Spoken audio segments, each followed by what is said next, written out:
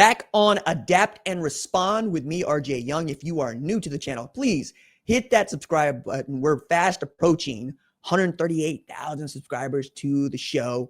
We're doing more live shows. We'll be following big games Monday night, Thursday night, big college football playoff rankings Tuesday nights, Saturday nights, of course, Friday nights for some games. We're going to be doing a lot of really fun stuff here. And the reason we can do that is because you're subscribed to the channel. So if you haven't, consider doing that. And if you are checking in for the first time and you're seeing a new scheme and a new layout, nice to have you back. We've been doing this for about 3 months, and we're going to continue to do this all the way through football season. Very excited about it. It's going to be the first season we've had with a 12-team playoff with straight seeding, so that if Greg Sankey has an SEC team that's left out, he'll know it's because they're sorry, not because the College Football Playoff Selection Committee gets to put its thumb on the scale to get SMU, Southern Methodist, in over Alabama, because that's what everybody wants. I've always said this, and I will continue to say this. People want to see the most popular brands play in the biggest games. That's why the Yankees and Dodgers playing the World Series, awesome. Loved it. Because it got neutrals, the casuals, everybody in was on it because they know who the Yankees are. They know who the Dodgers are. They know who Aaron Judge is. They know who Shohei Ohtani is, right? When Ohio State and Notre Dame played, money. Great. You know who Notre Dame is. You know who Ohio State is. You would not want to show up to watch Boise State and Southern Methodist play for the national championship. It's just not what you're going to want to do, even if those are the two best teams, because they don't have 150 plus years of history behind them either. They're new money to this sport. But as we are continuing to try to find ways to extend the playoff, let's talk about why. Okay. We're going to extend the playoff, it looks like, right? Does it go to 16 teams? Does it go to 24 teams? Does it go to 28 teams? All conversations are being had because of the format for which those teams would be selected cannot be agreed upon right now.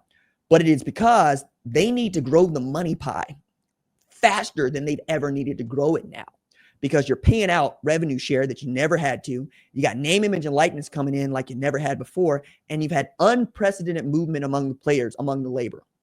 And it's really starting to piss people off, but it's also really starting to pinch athletic departments in their pocketbooks. We've had a wave of athletic directors decide, I don't want to do this job no more. I don't want it. It's not the job that I signed up to do. It's not the job that I'm prepared to do. I'm going to take my $800,000 a year job and I'm going to go back to doing something else, right? I've got enough money to put away for a long time to be okay. That's where they're at. It's difficult because you're not just managing the athletic department anymore. You're managing a front office for your football team. You're managing general managers for your women's basketball teams. You're trying to take care of your Olympic sports while waiting on Title IX lawyers to sue you over this revenue share deal because the football team is going to make more money than everybody else. You also still got to pay for scholarships, right? So they get the education and they get paid to do it. Now, I don't think this is any different than a National Merit Scholar getting a large refund, but some people do, and they don't like it. I also think that the best way to grow the pie is to grow the inventory, play even more football.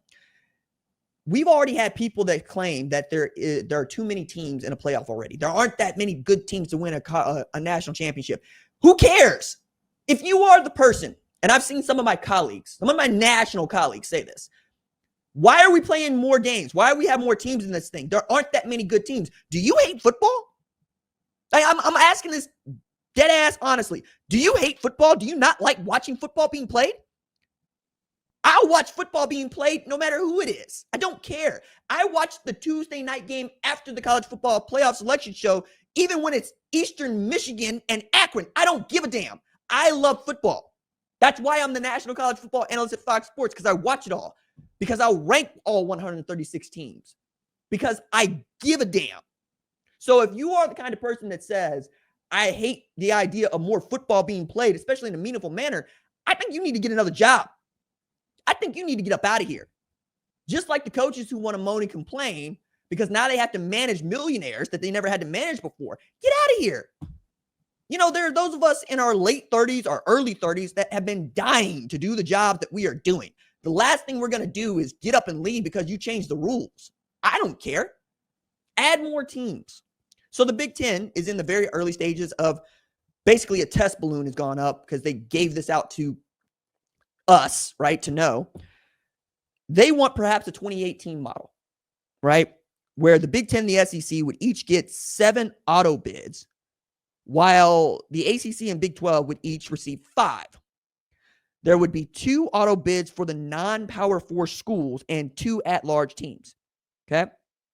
2018 format would also take advantage of what we know is the one thing that makes college football better than anything else, and what we know is the one thing that worked from the 12-team playoff. More home games. 20 playoff games would be on campus. 20. That's outstanding. That's outstanding. That is what we do well. We give a home field advantage like nobody's business, dude. The crowd pops from our sport are unlike anything else. I would put college football's biggest games up against the biggest games in European soccer. I think we'd outperform them. I think the decibel levels get louder. I think we care more. And I think we care more because we have more invested in those programs than they do in their clubs. Why? That's my diploma over there, dog. That's my education over there. That's my family's legacy. My family went to school there. I have legacies that are going to go there. You know, I say this often about our sport. It's the name on the front is the one that's loaned to players because it's my name. If you wear Oklahoma across your chest, that's my name. It's clean when I give it to you. I want it clean when you give it back. And these bloodlines, they run so deep. People that root for Michigan. People that root for Ohio State, root for Ohio State. There's no in between there. Favorite story to tell about that is Chris Spielman, who is all world coming out of high school in Ohio. He was down to Ohio State and Michigan. And his dad, who's a rabid Ohio State fan, let him go take a visit to Michigan. He came back, and the man had the audacity to tell his daddy, hey, Dad, I think I want to go to Michigan. And his daddy had enough. Nope, I've had enough. You are going to Ohio State, you traitor.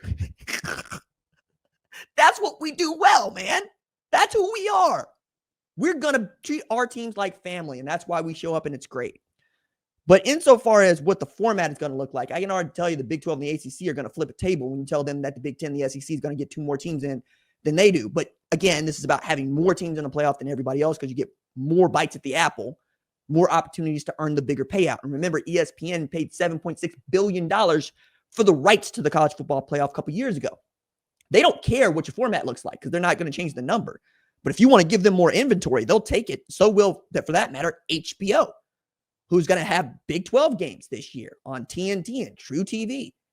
You're seeing more players want to enter the space because as much as people want to say that college football is going down the tubes, the revenue doesn't say that. It just means that you got to make more of it, and you can. If you expand this to 24 or 28, I think 28 is a lot.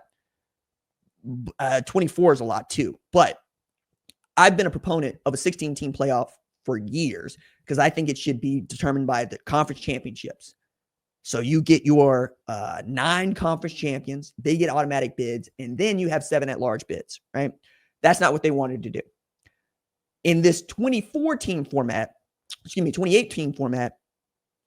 I don't think that this is going to work either because they're really stepping on a format that has worked for years. Do you realize that the FCS has been playing a 24-team playoff since 2013? And before that, it was 20, and before that, it was 16? They've always had a bunch of teams enter their playoff brackets, and they have a really great way of determining who gets a bye. First top 8 seeds, they get a bye. They don't play the first weekend. And then we off and running. I don't understand why the 24-team playoff that the FCS uses isn't good enough for FBS, except to say, you watch this show, you are a smart college football person, period. I'll go to war for you on that because we don't do stupid college football conversation over here. But there are those that only watch television. And because they only watch television, they have no idea that the FCS has been doing a 24-team playoff for a decade plus. And before that, had been doing a 16-team playoff for 2 decades plus and then some. It works. The cream always rises to the top. Back to this argument about there aren't that many good teams to play for a national championship. Yeah, we know. North Dakota State went on a friggin' tear, dog. The Big Sky Conference is the SEC over there. Nobody expects for Drake to come out of the Pioneer League, which does not have scholarships, and win a national championship. So when they get to play in the FCS playoff, it's a treat. Nobody expects them to win. San Diego used to make the playoff every year. This is back when Jim Harbaugh was still a head coach. They never won. Nobody expects them to win. So since when are we having a playoff simply to find out who the best champion is? For some of us, making the playoffs is a big deal. Having the opportunity to play for the belt, that's the most important part.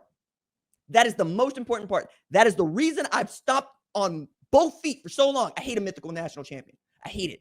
I hate voting on who the national champ is going to be. It's ridiculous. We have a scoreboard for this. Stop this nonsense. It's garbage. Garbage. Play for the national championship. Well, we're going to pick the two teams to play. That's a crappy format too. You know how I know? Because Texas 6A high school football works. Oklahoma high school football works. Everybody in high school football works. They got a friggin' tournament in men's basketball, friggin' tournament in softball, baseball, every other major sport. Because you want to know that the tournament was fair to you. You need to know that. You need to have the same opportunity to get your butt kicked by Bama as everybody else. And if the Magic should find you and you get to go on a tear, we remember you forever. We do.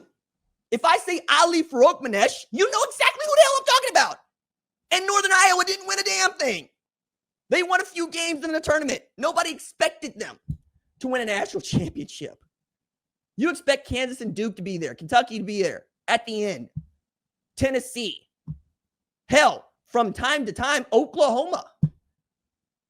But this part about let's not play more games because we don't think there are enough teams that are that good. I say this to my colleagues.